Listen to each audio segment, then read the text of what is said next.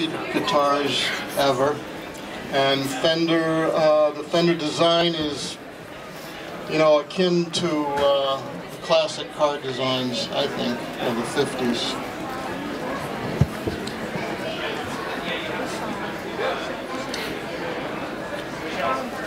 Next. Who played that?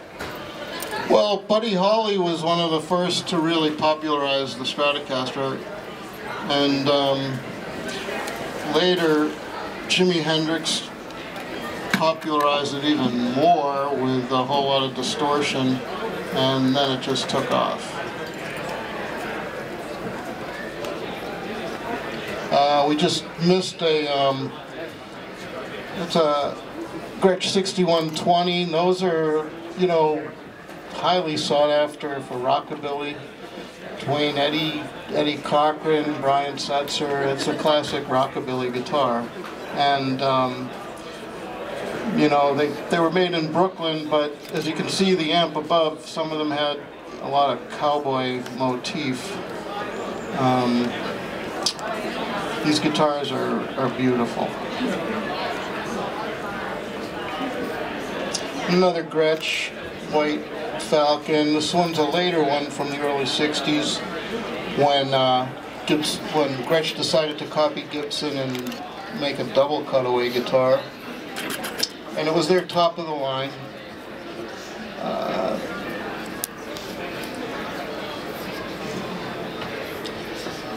Here are a couple Ks from Chicago.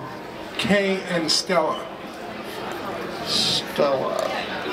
Well, these were, you know, relatively inexpensive guitars, but proved to be really good sounding instruments.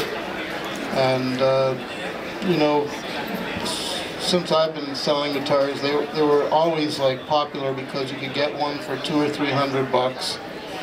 Now they're up to maybe, you know, $1,500. And when the necks aren't bowed or they're unplayable, if they're you know, in good shape, a lot of people use them. You can hear them on a lot of records. I'm not sure. This is a Gretsch that I think Jonathan photographed over in Brooklyn, or was this in at Golden Age? Golden Age. So this is just a beautiful shot of classic Gretsch archtop.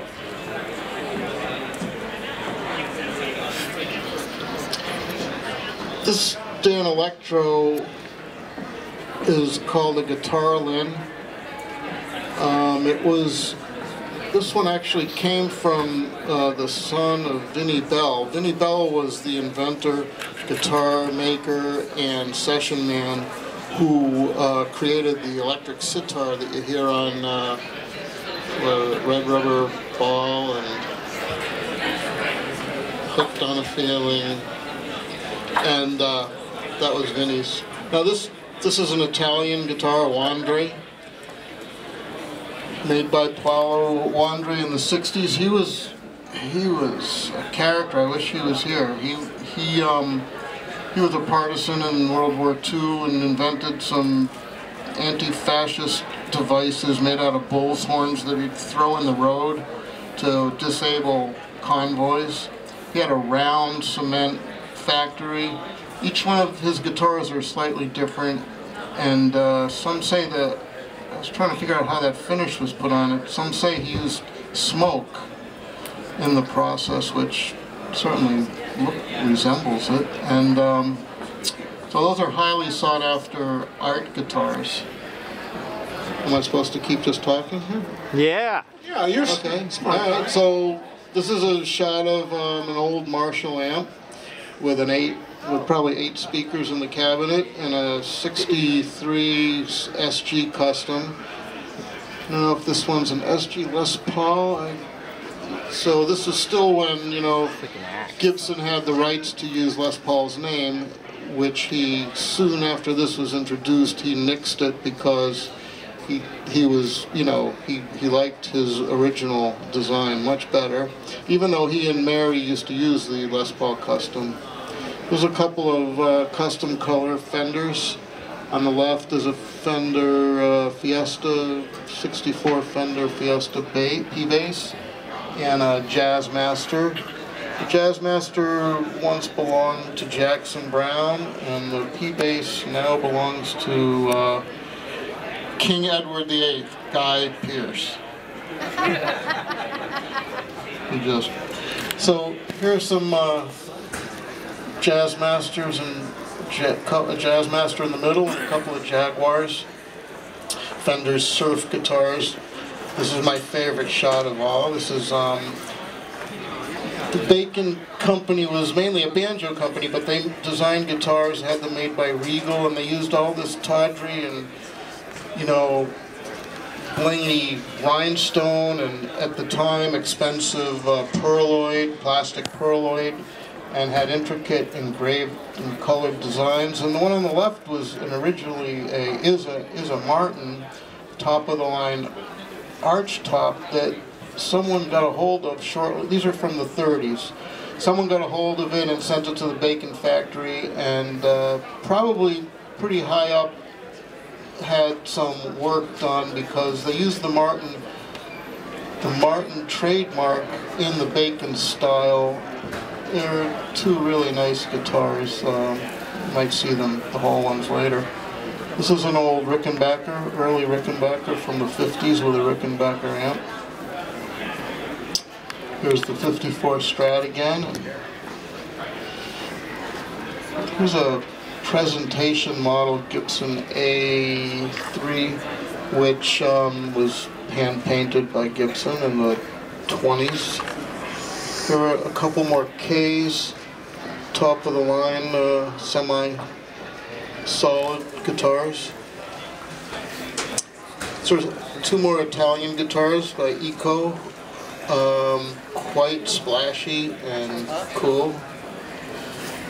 These are beautiful Ks that have a real, you know, kind of simplistic, as John Monsione might say, but beautiful design. The top of the line of the Epiphone brand was the Emperor. It's an electric Emperor with this beautiful maple cabinet amplifier. That's from, those are from the 50s. There's a couple of 58 Telecaster on the right, Esquire, which is the one pickup version on the left. When I saw this picture, I was like amazed, because the left-handed Telecaster, the first guitar, electric guitar that I ever bought was a 58 left-handed Telecaster from a farmer in Winenskill, New York, when we were in Albany. And it was in beautiful condition. I bought it for $400. I sold it to a dealer out I didn't have a store at the time. I was just doing guitar repairs. Sold it to a dealer in California, and I'm sure this is it.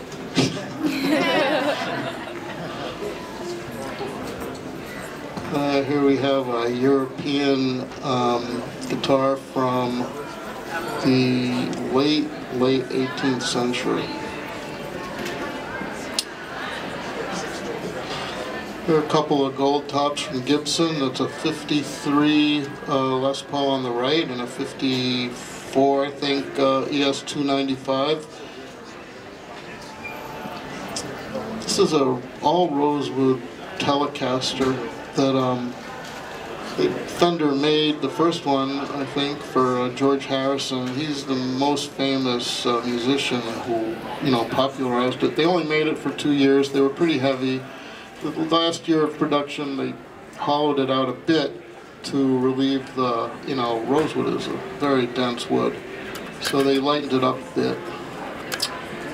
This is another Gretsch. This was their premier solid body at the time. It's a 1954 Roundup with a really rare G-brand case. Here's a couple of 59 Les Pauls. These are pretty much the cream of the crop as far as value. And these guitars go today for minimum $150,000 up to about $600,000. They made less than $2,000, and this is ridiculous. This is like Explorers are really rare, and Here's three at once. They were pretty colossal flops in late 50s. They made the Explorers out of Carina wood as well as the Flying V's. They made, what, less than 50 Explorers and less than 90, 91, 98 V's. And, you know, I remember seeing one in a window in 1959 in the pawn shop / music store in Worcester, Mass. And it was like $289, and it just sat there, and the sun kind of, you know, bleached it out. And who knew, you know, that year's flop is this year's, you know, these are 250,000 and up at this point. Jay Giles played one, Albert King played one, Clapton had one. This is a one-of-a-kind Gibson Les Paul from 58 or 9, a cherry one. This is probably the most custom color 50s maple neck Strats that I've seen at one time. These are, at the time they didn't even have names for the colors. This is another shot of a 52 or 53 Telecaster with some old tweed Fender amps from the 50s. Could it be a broadcaster? This is a Broadcaster, which was the first Telecaster named Broadcaster from, they started in about, what, 49? And then Fender was sued by Gretsch and they had to drop the Broadcaster name, so they called them Fenders for a while, and then they took on the name Telecaster. This is another Fiesta Red custom color Fender Bass 6 from the 60s. Jack Bruce played one of these. Oh, yes. Now, here we go into, you know, just beyond the beyond with John Monteleone's guitars, which are, you know, he's from the line of D'Angelico and D'Acquisto. John was the one that, when Jimmy D'Acquisto died at 59, the family gave John the guitars to finish. And John's the current, you know, if you're going to have the best guitar made today, it's John. Of course, if you want a bass guitar or something that looks like pop art, Jens Ritter is the guy. I have to tell you a little story. I was interested in an archtop guitar, so I went to see Jimmy D'Acquisto. And I said to him, I'm also interested in a Monteleone. So he said, why the hell would you buy a Monteleone? And I said, it's Monteleone. He said, it's Monteleone. That was his dig.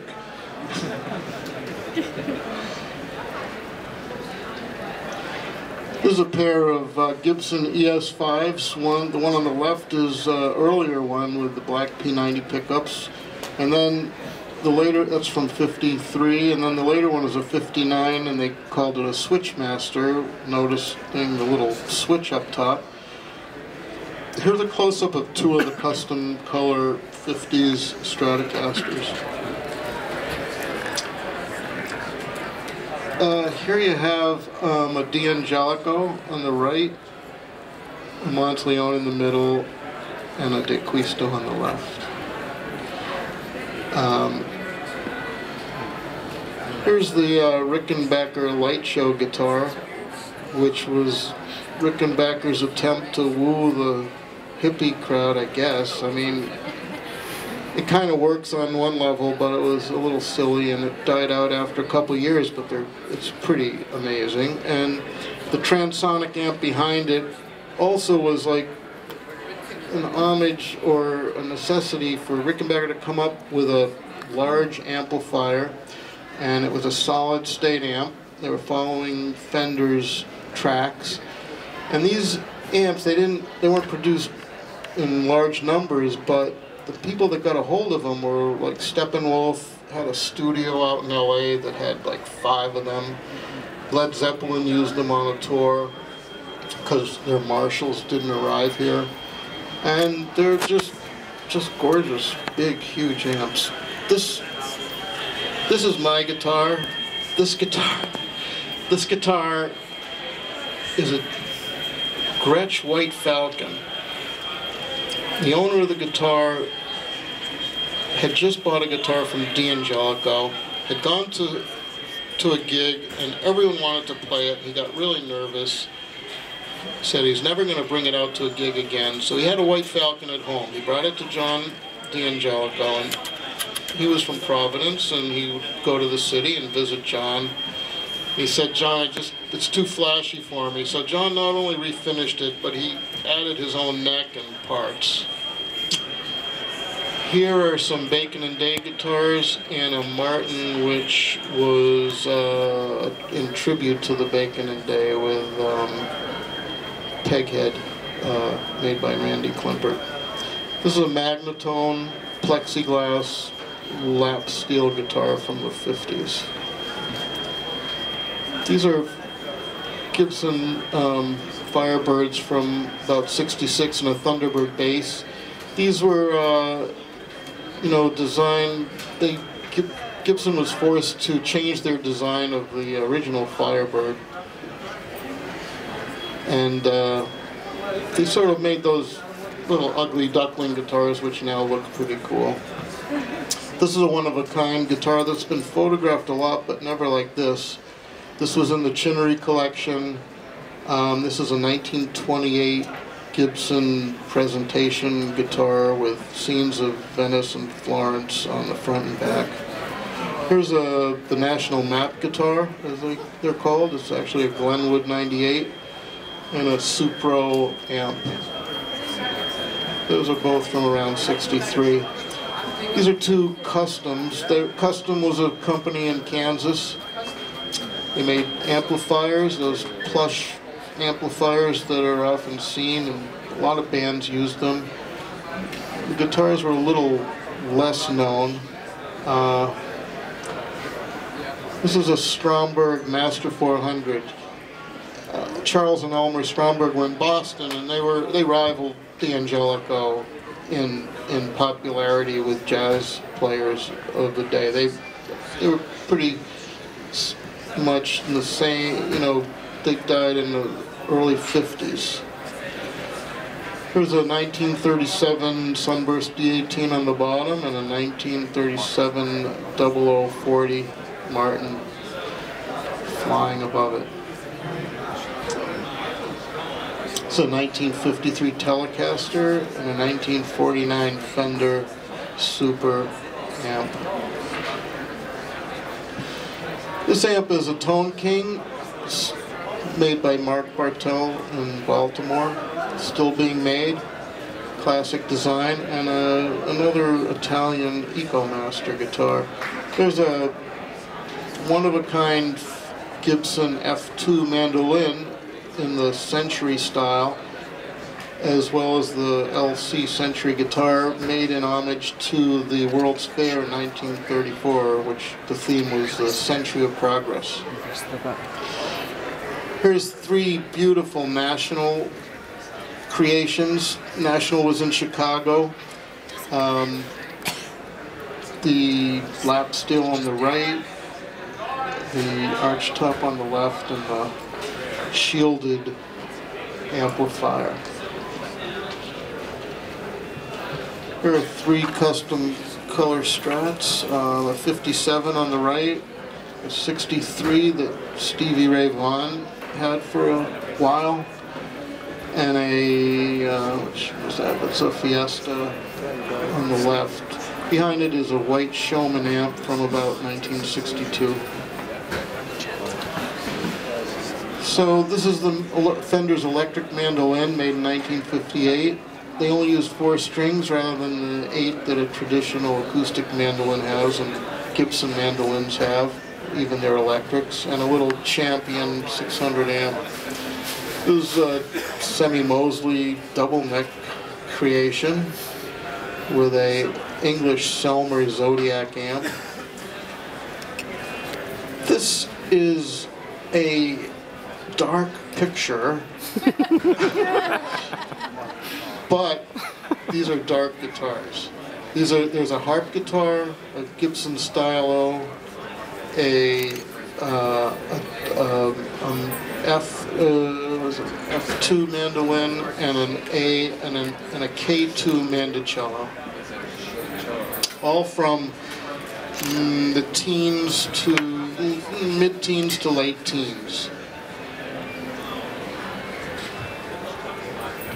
There's another dark picture. Oh, okay, that was it.